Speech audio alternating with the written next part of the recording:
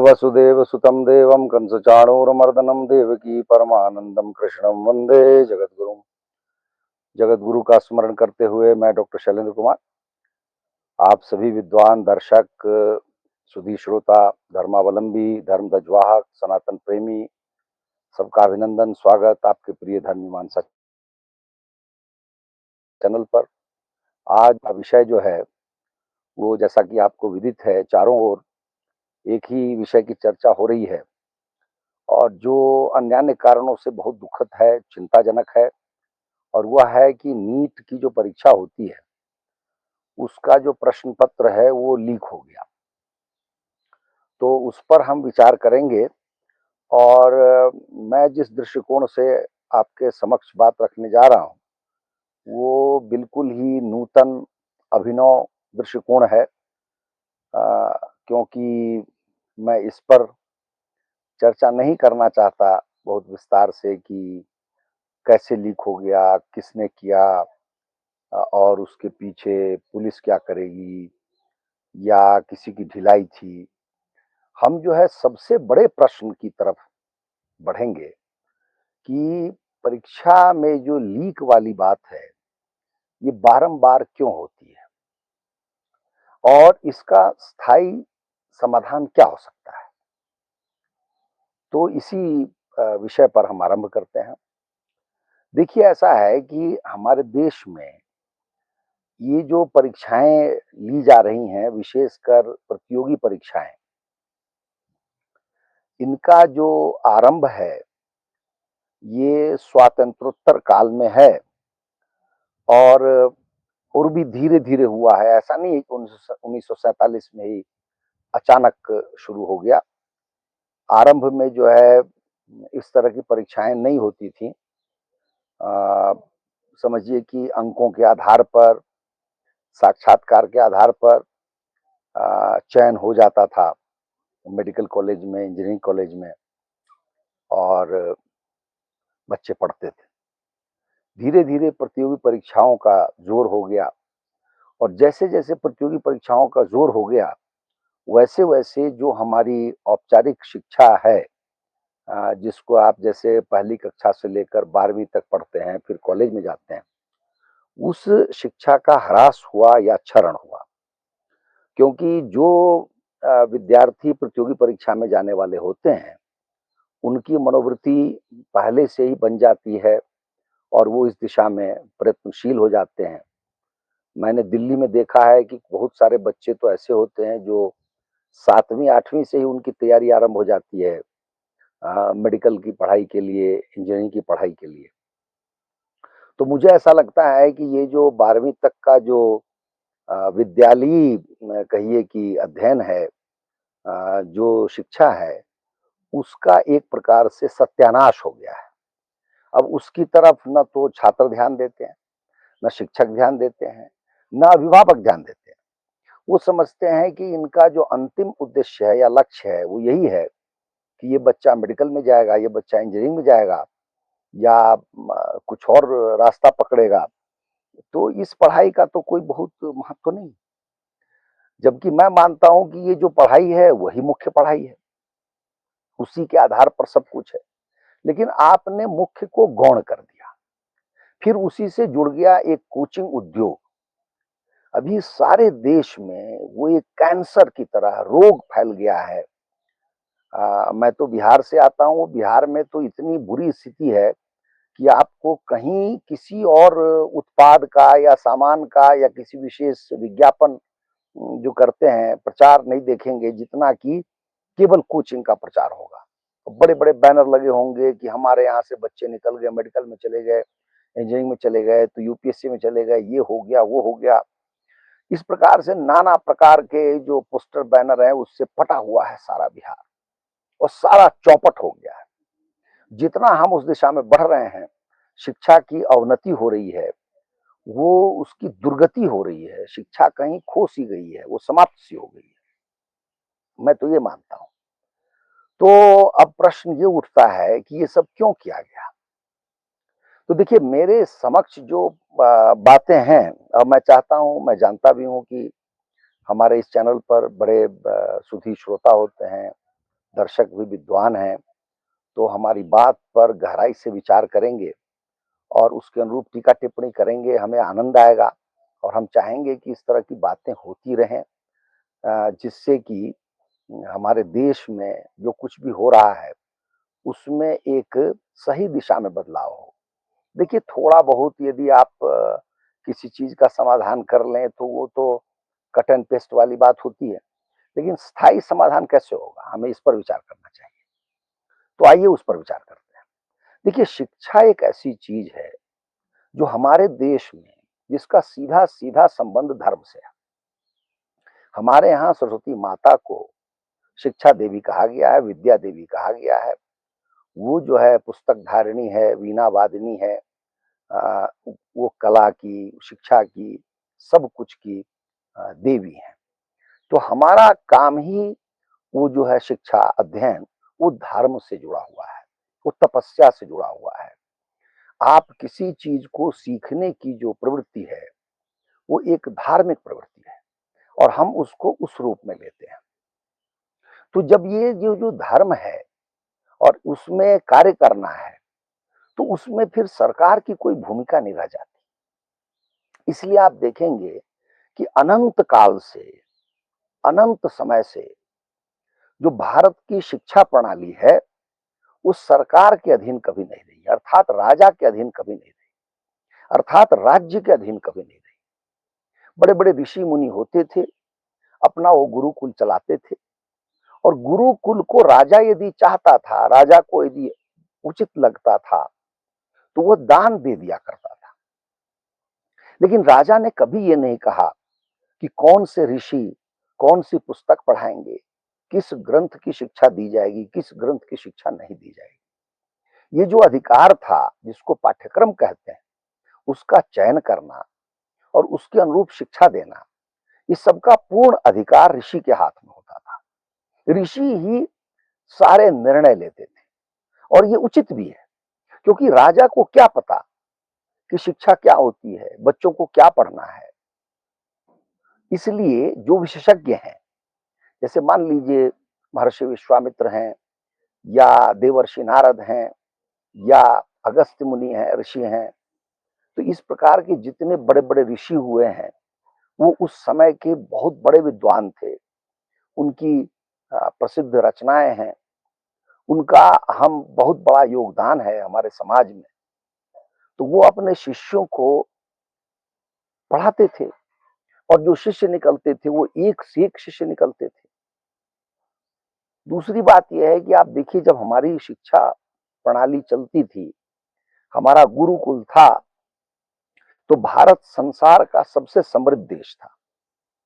आप कोई भी पुस्तक उठाकर देख लीजिए, थोड़ी पुरानी जाइए, 200-300, 400 साल पुरानी पुस्तक उठाइए, तो इतिहास में भारत जितना समृद्ध कोई देश हुआ ही नहीं। उस समय की समृद्धि का जो भी मापदंड आप निकालेंगे, उससे हमारा जो ऐश्वर्य है, हमारी जो समृद्धि है, वो झलकती है। क्योंकि आप जानते हैं कि हमारे यहाँ तो आशीर्वाद देते हैं बड़े बूढ़े कि दूधो नहाओ और पूतो फलो। दूध से नहाना, हम शिवलिंग को नहलाते हैं। तो जिस समाज में दूध का आधिक्य होगा, तभी तो ऐसा हो सकता है ना। तो दूध, घी, भोजन, लंगर देना, लाखों लोगों को खिलाना, हजारों को खिलाना, ये सब हमारे लिए कोई विषय ही नहीं था। पश्चिमी देशों की तरह हमारे देश के लोग भूखे नंगे नहीं थे। तो जो 3 मूलभूत आवश्यकताएं कही जाती हैं, भोजन, वस्त्र और आवास, उन सब का प्रचुर मात्रा में, विपुल मात्रा में उपलब्धता थी। तो इसकी जड़ क्या थी? इसकी जड़ वो शिक्षा थी।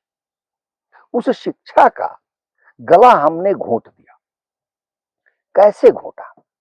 तो इस पर 2 सबसे बड़े प्रहार हुए हैं इस पिछले 100-200 वर्षों में। उसके पूर्व इस्लामी प्रहार हुआ, क्योंकि आप जानते हैं कि अ, इतिहास आप निकाल के देखिए, तो जितने भी मुसलमान यहाँ नवाब बने, राजा बने, सुल्तान बने, उनके समय में आपको कभी पता भी नहीं होगा कि नालंदा, विक्रमशिला, तक्षशिला या भोजशाला जैसा कोई ज्ञान का केंद्र उन्होंने स्थापित किया था, क्योंकि वो स्वयं मूर्ख थे तो वो क्या ज्ञान का केंद्र बनाते। तो उनके समय में हमारे यहाँ शिक्षा की थोड़ी बहुत अवनति अवश्य हुई, परंतु जहां हिंदू समाज अक्षुण्ण था, अप्रभावित था, वहां जो पुराने समय से जो रीति नीति चली आ रही थी वो अक्षुण्ण उसकी धारा बहती गई, वह प्रवाह अवरुद्ध नहीं हुआ। उस प्रवाह को अवरुद्ध किया, पहली बार गला घोटने का प्रयत्न किया तो वो किया अंग्रेज ईसाइयों ने, क्योंकि ईसाइयों को मालूम था कि जब तक हम इनकी शिक्षा को इनसे नहीं दूर करेंगे तब तक इनको हम ईसाई नहीं बना पाएंगे, तब तक इनको हम अपना दास नहीं बना पाएंगे, अर्थात अपना गुलाम नहीं रख पाएंगे। तो इसलिए आपने देखा कि 1857-58 में उन्होंने 3 विश्वविद्यालयों की स्थापना की और हर कॉलेज के लिए आवश्यक हो गया, अनिवार्य हो गया कि वो विश्वविद्यालय से जुड़े, अर्थात डिग्री प्रदान करना, जिसको डिग्री कहते हैं आज की भाषा में, वो राज्य का विशेषाधिकार हो गया। इससे पूर्व यह विशेषाधिकार राज्य का नहीं था। और आज जो राज्य है वो समझिए इस डिग्री के नाम पर सारे अत्याचार करता है। आप और हम अपने घर में बैठकर कितना भी अध्ययन कर लें, हम वेद के विद्वान हो जाएं, उपनिषद के विद्वान हो जाएं, या भौतिकी शास्त्र के विद्वान हो जाएं, गणितज्ञ हो जाएं, परंतु हमें डिग्री नहीं मिल सकती। डिग्री फिर उस सरकारी संस्थान में आपको जाना पड़ेगा, क्योंकि जिसको भारत की संसद या राज्यों की विधानसभा ने अपने अधिनियमों के द्वारा उसको यह अधिकार दिया है कि तुम डिग्री दे सकते हो। इस प्रकार से डिग्री पर एकाधिकार राज्य का हो गया और उसी दिन से शिक्षा का कहिए कि एक प्रकार से नाश हो गया। शिक्षा के अंदर एक अंतर्निहित स्वायत्तता होनी चाहिए, उस स्वायत्तता का गला घोंट दिया गया और सब कुछ नष्ट हो गया। अब सरकार में जो भी है वो, जैसे मैंने आरंभ में कहा, सरकार हमारे देश की स्वभावतः विधर्मी है, अधर्मी है, उसका धर्म से कोई लेना देना नहीं है और न ही वहां जो नेता जाते हैं वो धर्मनिष्ठ होते हैं। उनको धर्म का कोई प्रशिक्षण नहीं है, धर्म का कोई ज्ञान नहीं है, धर्म का अध्ययन नहीं किया है।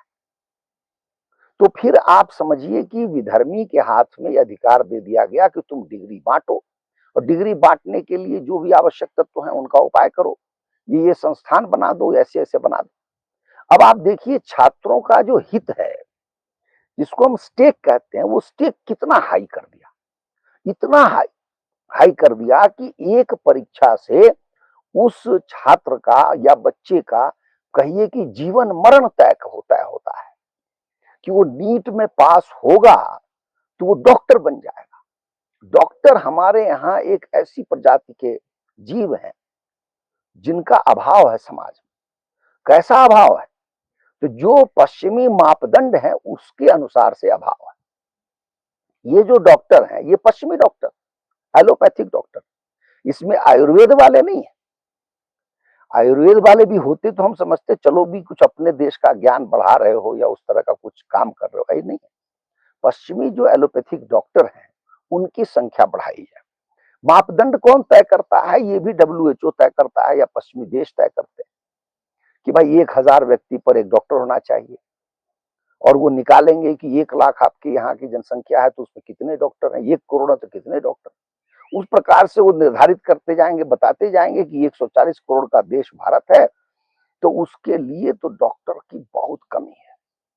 अब ये जो कमी है इसको सरकार ने और कमी बनाने का प्रयत्न किया, कहा कि हम तुमको बढ़ने नहीं देंगे, संख्या बढ़ाने नहीं देंगे। इसलिए एक एक बच्चे का जो स्टेक है वो हाई होता चला गया, इतना हाई हो गया कि मैंने कहा ना, वो जीवन मरण को निर्धारित करने वाला एक कारक बन गया, जो कि व्यर्थ है, जो कि व्यर्थ है।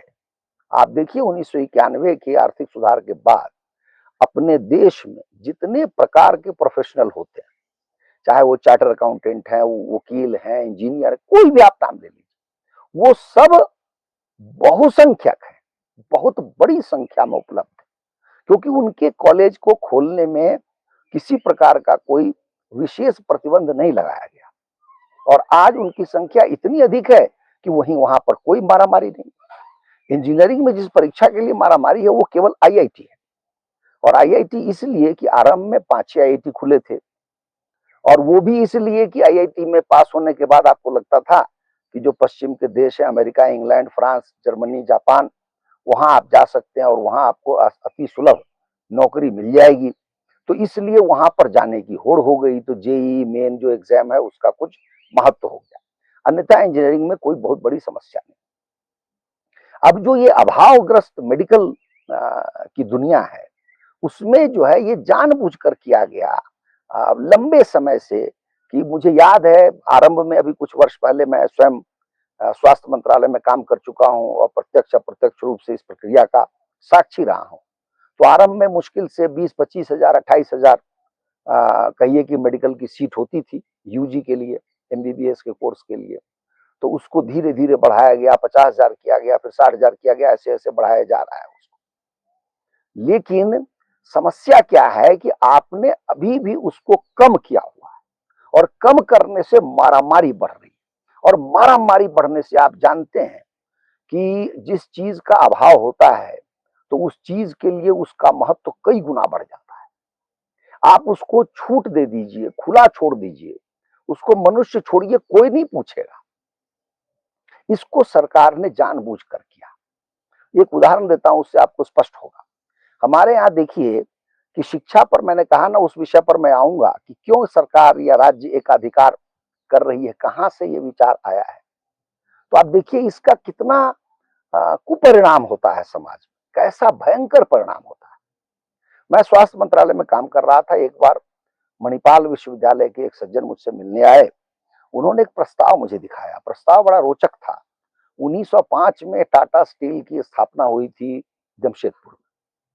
तो 1905 में जब टाटा स्टील वहां पे बनाया गया तो वहीं पर एक अस्पताल भी खोला गया, क्योंकि अस्पताल की वहां सुविधा थी नहीं।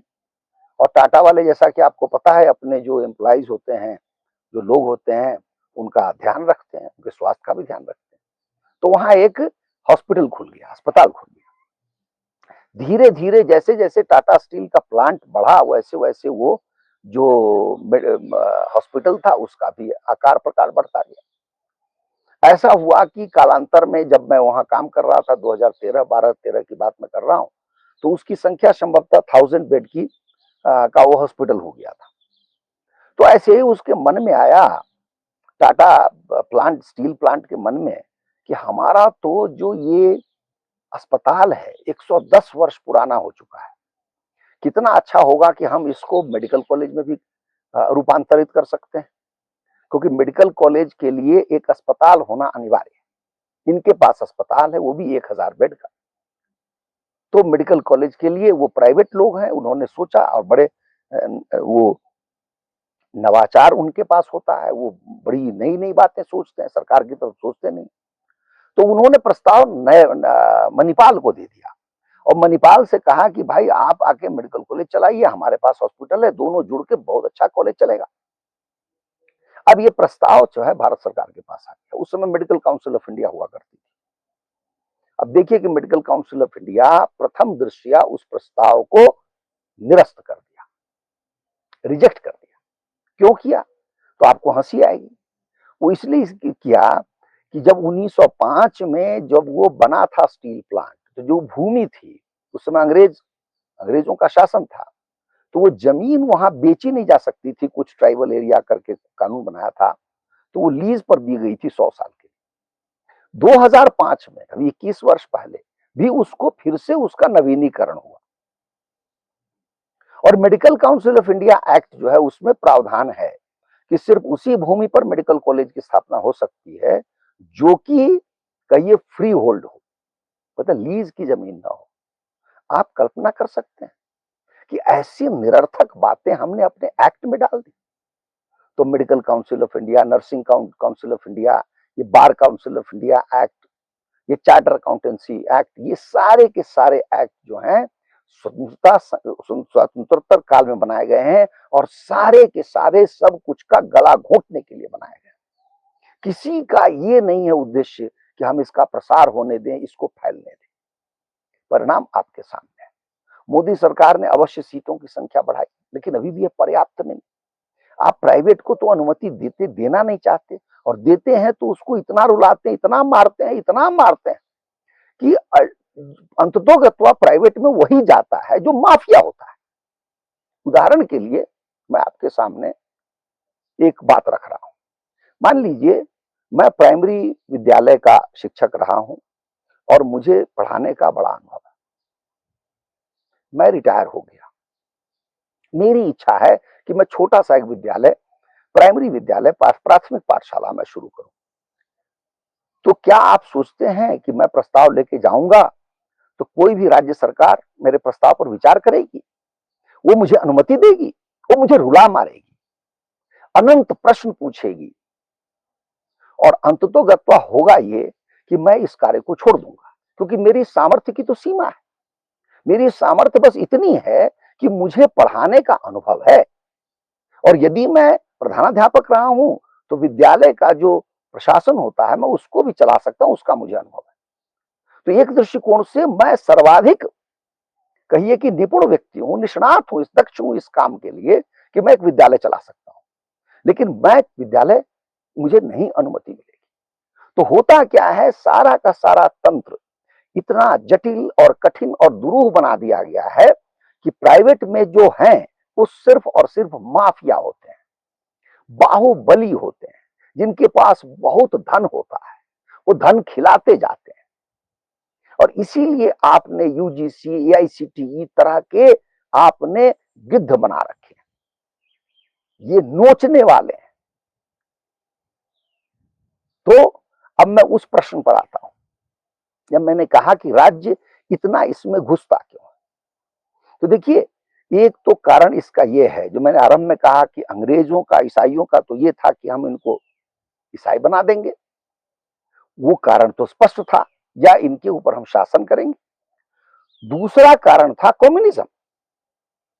भाई 1917 के बाद जो सोवियत संघ में हुआ, उसके बाद से ये संसार में चलन शुरू हो गया कि कम्युनिज्म आ गया है। भाई कम्युनिज्म आ गया है, सारे संसार में, सारे संसार के दुनिया के मजदूरों एक हों, इस तरह की वाणी हो गई।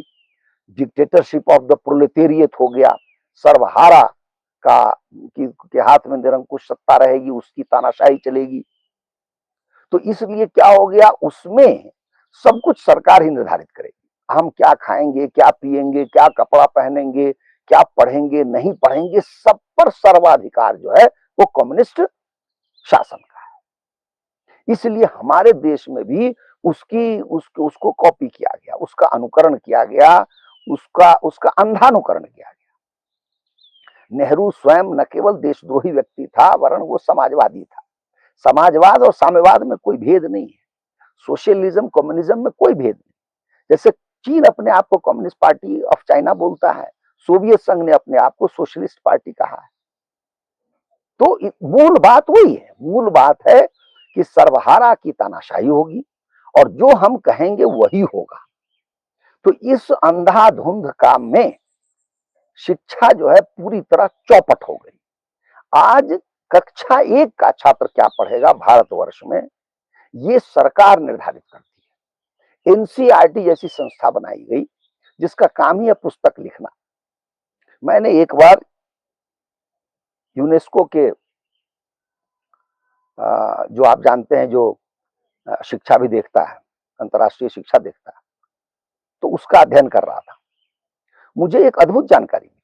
उसमें जानकारी मुझे ये मिली कि जितने पिछड़े देश हैं, गिरे पड़े देश हैं दुनिया में, उस देश की, उन देशों की जो सरकारें हैं ना, वो किताब छापती हैं, वो सिलेबस निर्धारित करती हैं, कौन क्या पढ़ेगा ये बताती हैं।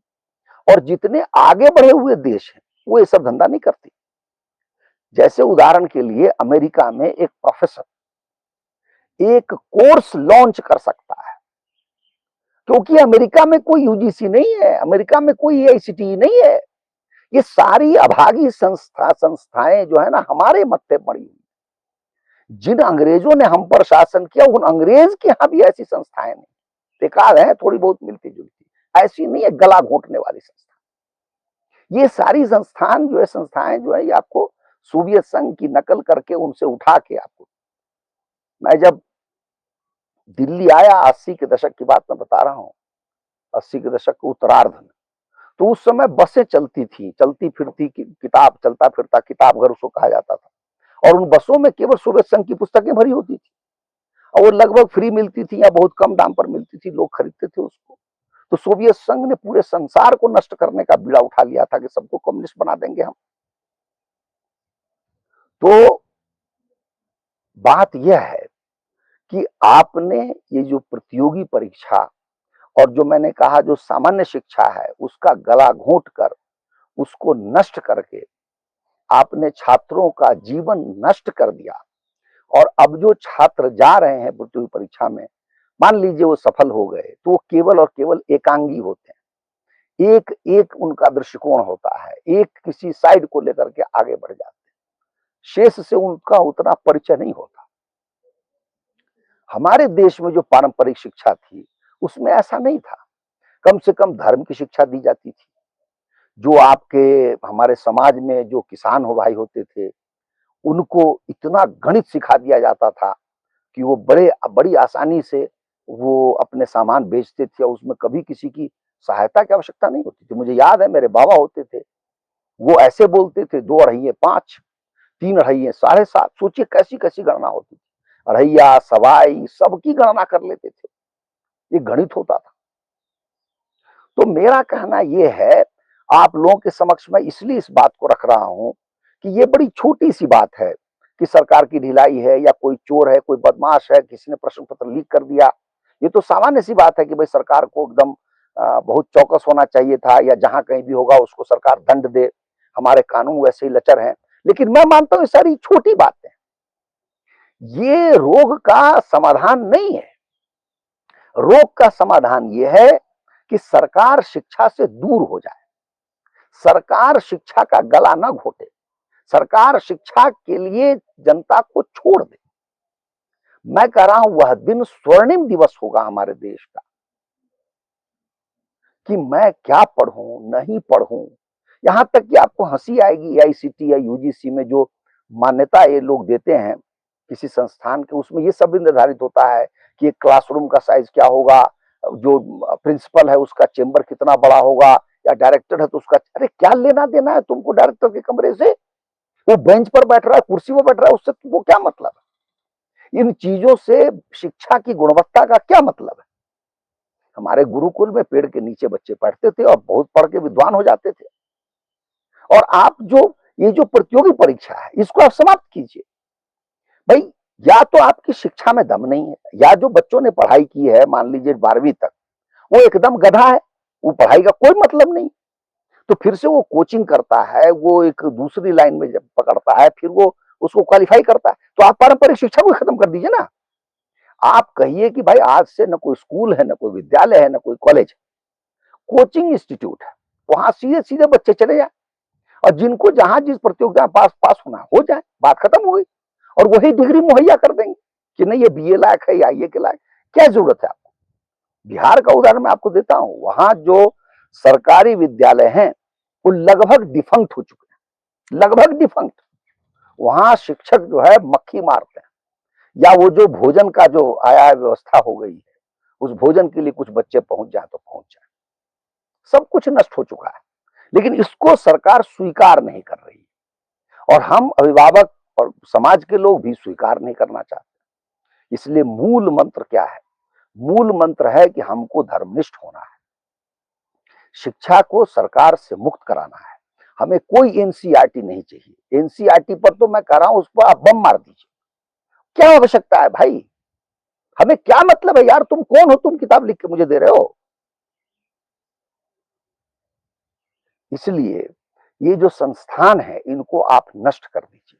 हो सकता है कि जो मैं कह रहा हूं अचानक न हो, लेकिन हम आप यदि इस बात को मानते हैं, इस सिद्धांत को मानते हैं कि सरकार को शिक्षा से दूर रहना चाहिए, तो फिर हम इसके लिए अनेक प्रकार से प्रयत्न कर सकते हैं, और सरकार भी धीरे धीरे दूर होगी इन चीजों से। अब अंतिम बात, सरकार इसमें क्यों घुसी हुई है? क्योंकि सरकार को इसमें लाभ ही लाभ है। देखिए, आपकी अपनी मनोवृत्ति से, अपने हिसाब से आप छात्रों को मोल्ड करना चाहते हैं, तो अपने हिसाब से आप कुछ घुट्टी पिला सकते हैं बच्चों को, और आपके अंदर ये संतोष भाव होगा, देखो जो मैं चाहता हूं बच्चों को बता रहा हूं, उससे आपको वोट वाला भी फायदा होता है। दूसरा क्या है, शिक्षा के माध्यम से, शिक्षा के माध्यम से आप एक वोट बैंक भी बनाते हैं। इसमें जितने भी संस्थान है वो सारे के सारे संस्थान आ जाते हैं। ये बहुत बड़ी संस्था हो जाती है अगर एक में मिला दीजिए तो। ठीक है, तीसरी बात क्या है, एक गवर्नेंस का भी इशू है। आप समझते हैं कि हमको गवर्न करना चाहिए। अच्छा, वैसे भी शिक्षा हमारे देश में संविधान के अनुसार ये राज्यों का विषय थी, केंद्र का इससे क्या मतलब।